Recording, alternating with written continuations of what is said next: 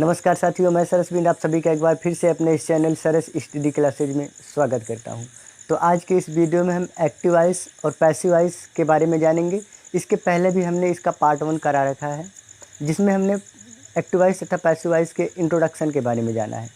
आज हम इसका पार्ट 2 लेकर आए हैं, जिसमें हम जानेंगे प्रेजेंट इंडेफिनिट टेंस। मोस्ट रूप से देखिए, ये हमने एक सेपरेट वीडियो इसलिए डालने का प्रयास किया क्योंकि ये काफ़ी कन्फ्यूजन होता है इसमें काफ़ी लोगों को, जिसलिए हमने सोचा कि एक एक वीडियो कैटेगरी वाइज इसका हम अपलोड कर देंगे, जिससे आपको समझने में आसानी रहेगी। तो चलिए बिना देरी करते हुए हम अपने वीडियो को शुरुआत करें।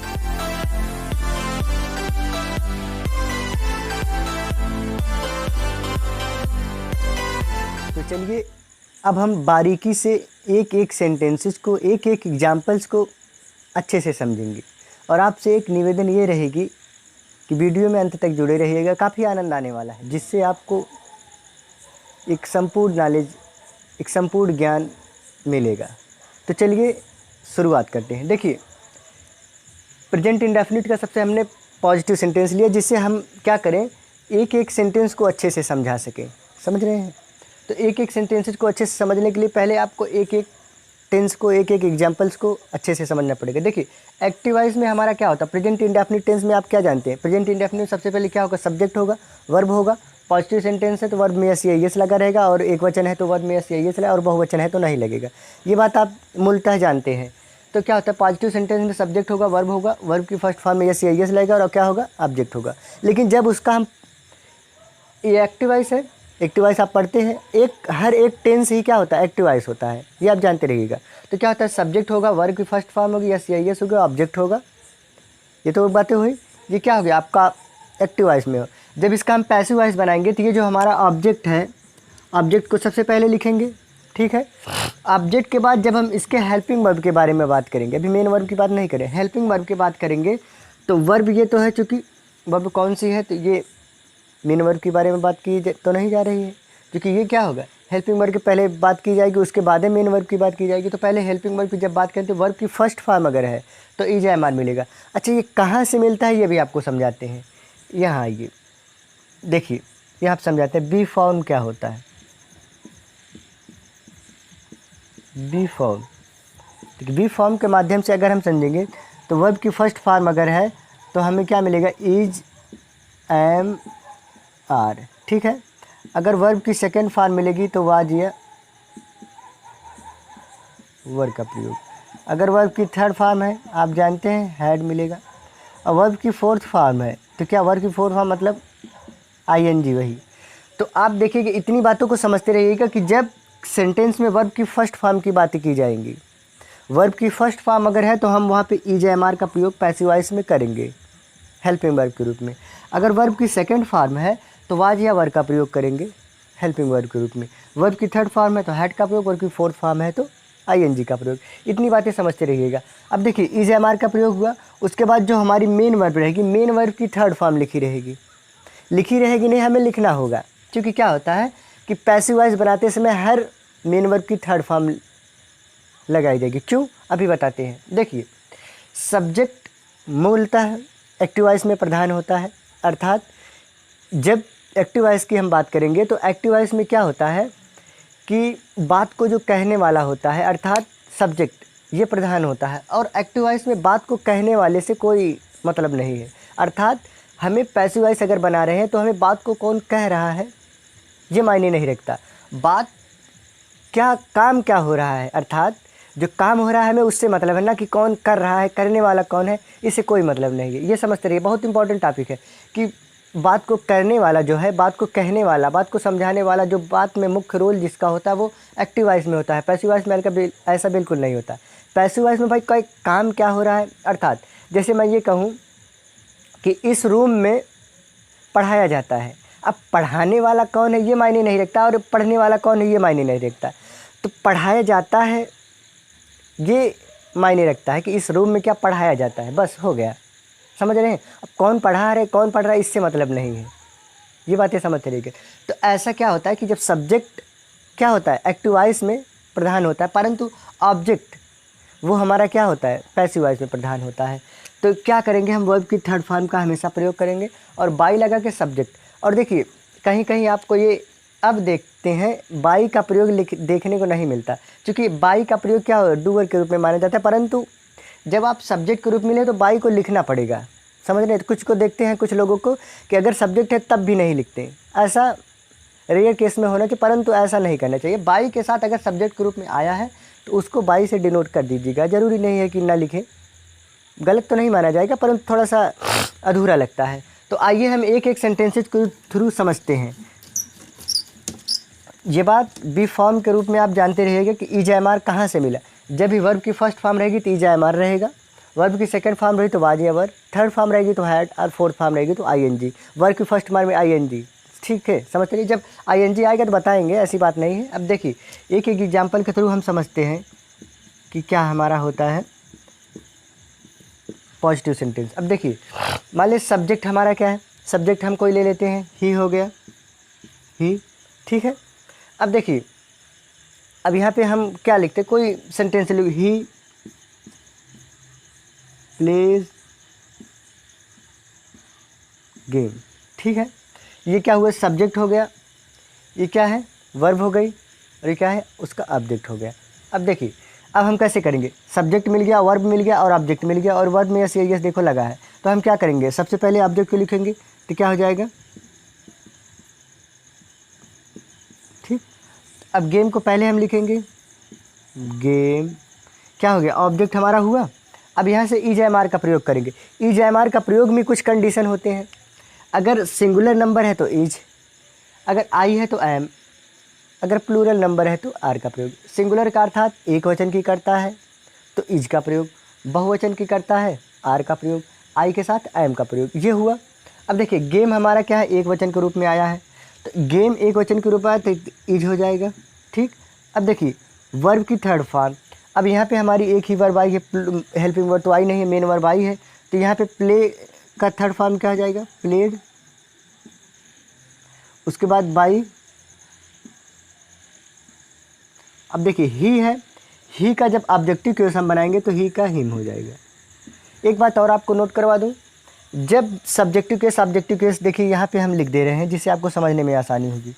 सब्जेक्टिव केस क्या होता है, ऑब्जेक्टिव केस क्या होता है, ही है तो ही का हिम हो जाएगा, ठीक है, और सी है तो सी का हर हो जाएगा, और दे है तो दे का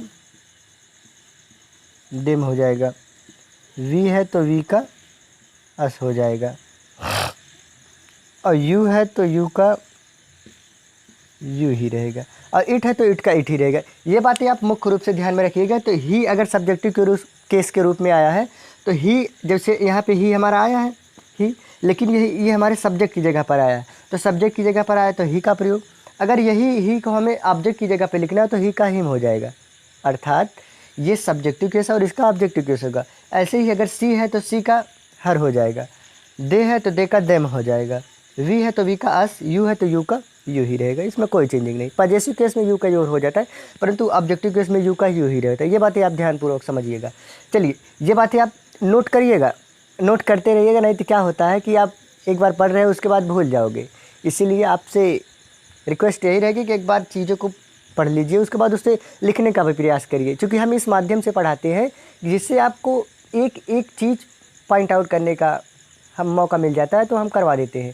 तो इसीलिए अगर आप मेहनत से पढ़ाई करना चाहते हैं या मेहनत से एक्टिव वॉइस पैसिव वॉइस को समझना चाहते हैं तो ये लिखते रहिएगा। चलिए अब एक और हम एग्जाम्पल लेते हैं।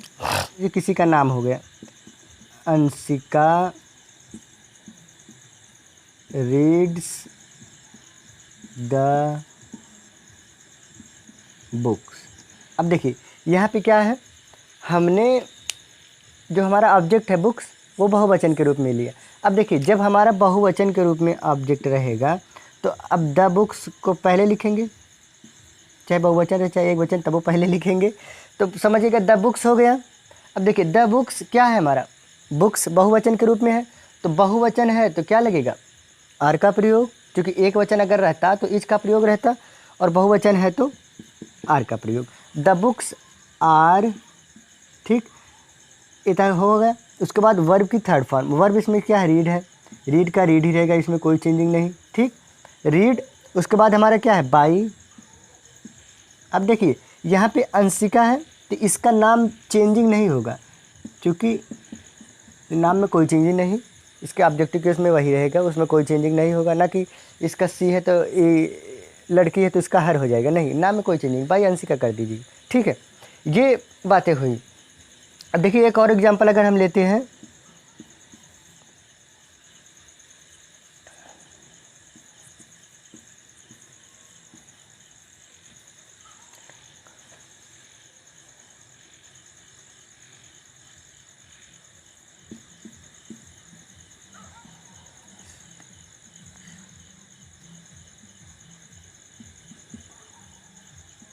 देखिए एक और एग्जांपल हमने, राघव स्पीक्स हिंदी।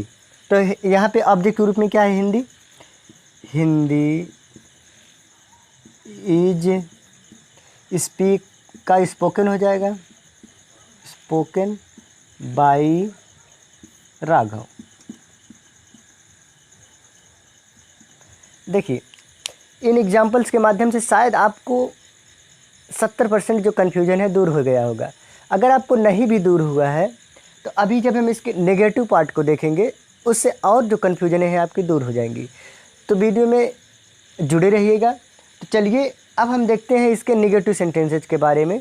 ठीक है, तो चलिए साथियों अब हम नेगेटिव सेंटेंसेज को समझते हैं। पॉजिटिव सेंटेंसेज में आपकी जो कन्फ्यूजनें बची रह गई हैं नेगेटिव सेंटेंसेज में दूर करते हैं। तो देखिए नेगेटिव सेंटेंसेज में हमें क्या मिलता है, सब्जेक्ट, उसके बाद डू नॉट या डज नॉट मिलता है। डू नॉट कब लगेगा, प्लूरल नंबर के साथ अर्थात बहुवचनकर्ता के साथ, और डज नॉट एक वचनकर्ता के साथ। उसके बाद वर्ब की फर्स्ट फॉर्म रहेगी, उसमें यस या यस नहीं जुड़ेगा क्योंकि डू नॉट डज नॉट जुड़ गया है, जिससे निगेटिव सेंटेंस में यस या यस नहीं लगता है। उसके बाद ऑब्जेक्ट हो गया। ठीक, अब देखिए जब इसका बनाएंगे प्रोसेस वही रहेगा, इसमें कोई चेंजिंग नहीं है, बस क्या होगा, नॉट जुड़ जाएगा, बाकी सब प्रोसेस वही पिछला वाला है, समझते रहिएगा। तो ऑब्जेक्ट पहले हो जाएगा, ऑब्जेक्ट, उसके बाद ईजेमार, बस नॉट जुड़ जाएगा, बाकी प्रोसेस वही। अब देखिए इसका हम जब एग्जांपल लेते हैं तो सबसे पहला एग्जांपल जो होगा हमारा, चलिए तो हम ले लेते हैं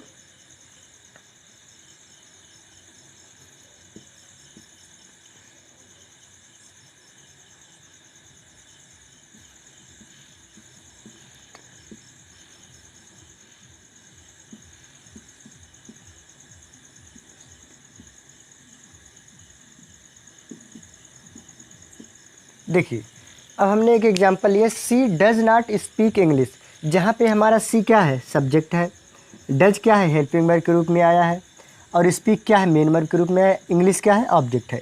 तो अब हमें subject, helping verb, main verb और उसके बाद ऑब्जेक्ट मिल गया है। तो जब हम उसका पैसिव वॉइस बनाएंगे तो सबसे पहले हम क्या करेंगे, पैसिव वॉइस बनाने के लिए ऑब्जेक्ट को पहले रखा जाता है। तो इंग्लिश क्या है, हमारा ऑब्जेक्ट है, तो इंग्लिश क्या है, लिख दिया हमने ऑब्जेक्ट, एक वचन के रूप में आया है तो इज। ठीक, उसके बाद नॉट लगा देंगे, जो कि देखिए ये चीज़ समझते रहिएगा, जब आपको स्ट्रक्चर मालूम हो जाएगा आप लाखों सेंटेंसेस बना सकते हैं खुद से, समझते रहिएगा। तो इज़ नॉट हो गया। उसके बाद अब देखिए स्पीक वर्ब आई है, तो जब इसकी थर्ड फॉर्म बनाएंगे तो स्पीक का स्पोकन हो जाएगा, स्पोकन। उसके बाद बाई, अब देखिए सी आया है तो सी का क्या हो जाएगा, हर हो जाएगा। ठीक, एक एग्जाम्पल ये हो गया। और एक एग्जाम्पल हम लेते हैं, देखिए ही, चलो बहुवचन की एक ले लेते हैं, they do not beat me. अब देखिए ये सेंटेंसेस थोड़ा समझने योग्य है। देखिए they do not beat me, अब दे यहाँ पे क्या है, सब्जेक्ट के रूप में आया है, डू क्या है, हेल्पिंग वर्ब, नॉट आप जानते ही हैं नकारात्मक शब्द, बीट क्या है, मेन वर्ब, मी क्या है, हमारा ऑब्जेक्ट के रूप में आया है। अब देखिए मी जो कि ऑब्जेक्ट के रूप में आया है तो हमें लिखना है किस में, सब्जेक्ट के रूप में। तो अभी अभी हमने बताया सब्जेक्ट केस और ऑब्जेक्टिव केस। ठीक, तो आप वहाँ से देखकर क्या पता करेंगे, मी ऑब्जेक्ट के रूप में है, जब इसका सब्जेक्टिव हम केस बनाएंगे तो मी का क्या हो जाएगा, आई, आई हो गया। तो अब हमें आई के हिसाब से लगाना है हेल्पिंग वर्ब, तो आई के हिसाब से हेल्पिंग वर्ब के रूप में हमें क्या मिलेगा, एम मिलेगा। ठीक, उसके बाद हम क्या लगाएंगे, नाट, ठीक। नाट के बाद वर्ब अब हमारा क्या है, बीट, तो बीटन हो जाएगा, ठीक। उसके बाद बाई लगा के हमारा सब्जेक्ट क्या, दे है, दे का देम हो जाएगा, ठीक है साथियों। देखिए बहुत सिंपल सी बात है, बस आपको समझना है कि आखिर प्रोसेस क्या हो रहा है, समझते रहिएगा।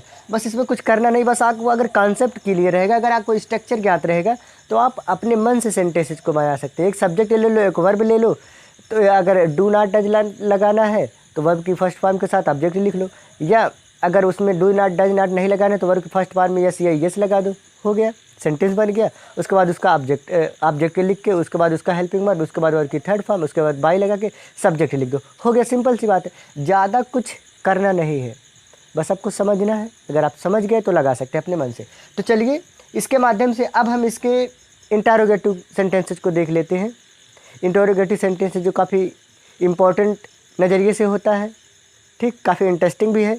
चलिए उसे शुरुआत करते हैं। अब हम इंटरोगेटिव सेंटेंसेस को समझते हैं। ये काफ़ी इम्पोर्टेंट होता भी है और इंटरेस्टिंग भी है। तो चलिए देखिए, इंटरोगेटिव सेंटेंसेस हमारा क्या होता है, सबसे पहले डू या डज का प्रयोग हेल्पिंग वर्ब के रूप में, उसके बाद सब्जेक्ट, उसके बाद मेन वर्ब की फर्स्ट फॉर्म, उसके बाद ऑब्जेक्ट, ठीक।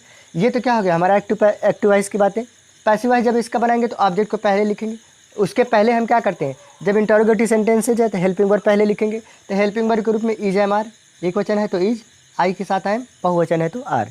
उसके बाद ऑब्जेक्ट, उसके बाद फिर वही प्रोसेस, वर्ब की थर्ड फॉर्म बाई लगा के सब्जेक्ट को लिख देना है। जैसे एक एग्जांपल हम लेते हैं,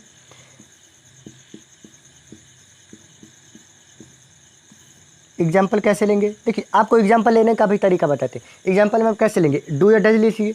चलिए मान लीजिए हमने डू ले लिया, डू लेने के बाद हमें प्लूरल नंबर का सब्जेक्ट लेना है, तो प्लूरल नंबर में हमने क्या लिया, डू वी हो गया। उसके बाद एक वर्ब लीजिए, मान लीजिए स्पीक ही ले लिए हम, स्पीक मन में आज बहुत आ रहा है, तो स्पीक हो गया। उसके बाद वर्ब हम कोई ले लेते, वर्ब ले लिए, उसके बाद ऑब्जेक्ट लिए, डू वी स्पीक हिंदी, ठीक। अब देखिए यहाँ पे प्रश्नवाचक चिन्ह लगाना आवश्यक है। तो अब जब हम इसका पैसिव वॉइस बनाएंगे, तो पैसिव वॉइस बनाएंगे कैसे, अब देखिए हिंदी को पहले लिखेंगे, क्यों, क्योंकि ये हमारा क्या है, ऑब्जेक्ट के रूप में आया है और लिखना हमें है सब्जेक्ट के रूप में, तो हिंदी को पहले लिखेंगे तो हिंदी हो जाएगा, ठीक। अब देखिए हमारा ये सब्जेक्ट प्लूरल नंबर में है या सिंगुलर नंबर है, इससे हमें मतलब नहीं, हमारे ऑब्जेक्ट से हमें मतलब है। ऑब्जेक्ट हमारा अगर सिंगुलर या प्लूरल है तो उस हिसाब से हमने लिखना है। तो अब हिंदी हमारा एक वचन के रूप में आया तो क्या लिखें, हिंदी इज, ठीक। उसके बाद हमें क्या लिखना है, वर्ब की थर्ड फॉर्म, वर्ब हमारा क्या, स्पीक, स्पीक का क्या हो जाएगा, स्पोकन। उसके बाद बाई लिख देना है। उसके बाद सब्जेक्ट के रूप में हमारा वी है तो वी का क्या हो जाएगा, अस हो जाएगा। अब यहाँ पे प्रश्नवाचक चिन्ह लगा दीजिए, बस हो गया। अब चलिए एक और एग्जांपल हम लेते हैं। अब लीजिए, डज राहुल नॉट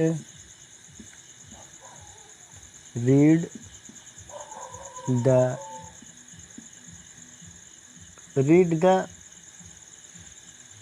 बुक कर दीजिए। चलिए ये देखिए यहाँ पे डज राहुल, डज यहाँ पे क्या हेल्पिंग वर्ब के रूप में, राहुल सब्जेक्ट के रूप में आया है, रीड क्या है वर्ब है, और द बुक क्या है ऑब्जेक्ट के रूप में। तो अब द बुक ऑब्जेक्ट है, तो यहाँ पे हम क्या करेंगे, अब यहाँ पे द बुक्स अगर रहता, द बुक्स रहता, अगर बुक्स रहता तो यहाँ पे हमें आर लिखना पड़ता, क्यों, क्योंकि प्लूरल नंबर का हमें सब्जेक्ट लिखना था। अगर हमें एक वचन के रूप में है तो एक वचन लिखेंगे। अब देखिए जब हम इसका पैसिव वॉइस बनाएंगे तो कैसे, द बुक को पहले लिख दीजिए, द बुक क्या हो गया, एक चीज़ हुई। अब देखिए इसके पहले हमें क्या लिखना है, द बुक से पहले हम क्या जानते हैं कि हमें इंटरोगेटिव सेंटेंस बना रहे हैं, द बुक एक वचन के रूप में आया तो क्या हो जाएगा हमारा, इज, ठीक, इज द बुक, ये छोटा हो जाएगा, ठीक है, यहाँ पे लिख देते हैं अच्छे से, इज द बुक, समझते रहिएगा इज कहाँ से आया, यहाँ से, इज द बुक। उसके बाद क्या है हमारा ऑब्जेक्ट, ऑब्जेक्ट लिख ही दिए हैं। उसके बाद हमारा क्या है वर्ब, वर्ब की थर्ड फॉर्म रीड का रीड ही रहेगा, उसमें कोई चेंजिंग नहीं। Is the book read by, अब देखिए अब बाई लगा के सब्जेक्ट हमारा क्या है, राहुल है। ठीक, उसके बाद अब देखिए किसी के मन में विचार आए, बस इतना छोटे छोटे सेंटेंस करा रहे हैं। देखिए इसके बाद डूअर वर्ड्स जो भी है, read, does Rahul not read the book with his brother in his school. तो बस इसके बाद जितने भी डूअर वर्ड्स आते हैं उनको बाद में लिखते जाइएगा, उससे कोई समस्या नहीं है। बस आपको वर्ब, ऑब्जेक्ट वर्ब को ध्यान में रखना है कि कहाँ कहाँ हमें लिखना है। उसके बाद जो हमारे आते हैं डूअर वर्ड्स, जो जिसे हम कॉम्प्लीमेंट के कभी कभी बोलते हैं, तो वो इसके बाद लिखते जाइएगा। जितने भी सारे होते हैं उसके बाद लिखते जाइएगा, सभी वो हमारे गलत नहीं माने जाएंगे। बस कॉन्सेप्ट ये समझते रहिएगा। शायद आपको वीडियो पसंद आई होगी। अगर पसंद आई हो तो लाइक, शेयर, सब्सक्राइब ज़रूर करिएगा। और आपसे यही निवेदन है कि वीडियो पर अगर नए आए हैं तो चैनल को सब्सक्राइब कर लीजिएगा। ठीक है, अगर वीडियो अच्छी लगती है तो अपने दोस्तों में भी शेयर करिएगा। तो आज की वीडियो में बस इतना ही। अगले पार्ट में हम पास्ट इंडेफिनिट टेंस के बारे में जानेंगे। धन्यवाद।